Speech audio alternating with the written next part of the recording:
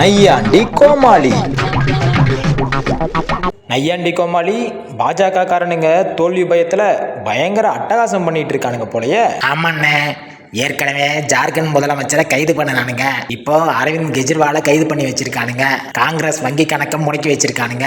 India கூட்டணியோட வலிமையை பார்த்து பயந்து போய் என்ன பண்றதுன்னு தெரியாம ஏதோ பண்ணிட்டு இருக்கானுங்கண்ணே. தேவை உள்ளான்னு தேவையில்லாதான்னு எப்படி தெரிஞ்சுக்கிறது? நீ புடுங்குறது பூராமே தேவையில்லாதான். போய் புடுங்க போ.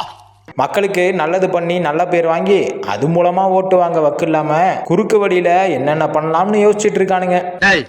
என்னடா புத்தலாட்டாது? இவனுங்க என்ன வேணா பண்ணட்டோம்னு மக்கள் இது எல்லாத்தையும் பார்த்துக்கிட்டு தானே இருக்காங்க. தேர்தல் அன்னைக்கு எல்லாத்துக்கும் சேர்த்து பெரிய ஊம குத்த போறாங்க பாருங்க.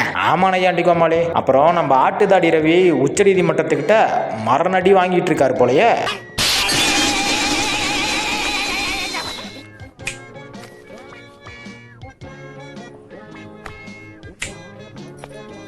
ஆமாண்ணே, பொன்முடி அவர்களுக்கு மீண்டும் பதவி பிரமாணம் செஞ்சு வைக்க மாட்டேன்னு பாஜகவோட கைகூலியா அரசியலமைப்பு சட்டத்துக்கு எதிராக செயல்பட்டு இருக்க இந்த ஆட்டுதாடி ரவியை பார்த்து நாங்க உயர் நீதிமன்ற தீர்ப்புக்கு தடை விதிச்ச பின்னாடியும் உங்க வேலையை செய்யாம என்ன பண்ணிட்டு இருக்கீங்கன்னு உச்ச நீதிமன்றம் போட்டு வாங்கி விட்டுருக்கேன். உச்ச நீதிமன்றத்தோட விளையாட வேணாம். 72 ஆண்டுகள்ல எந்த ஆளுநரும் இப்படி கேவலமா நடந்துக்கல. ஆளுநர் உடனடியா பொன்முடி அவர்களுக்கு பதவி பிரமாணம் செஞ்சு வைக்கணும், இல்லைன்னா நாங்க என்ன நடவடிக்கை எடுப்போம்னு எங்களுக்கே தெரியாதுன்னு பயங்கரமா கண்டிச்சிருக்காங்க நையாண்டி கோமாளி.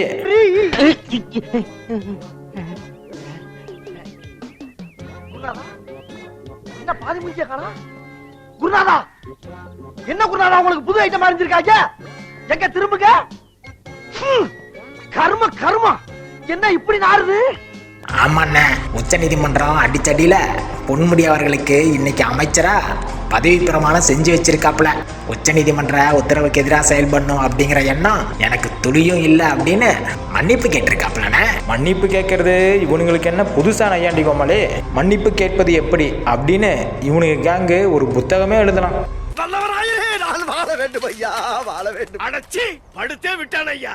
வாருங்கள் போவோம்.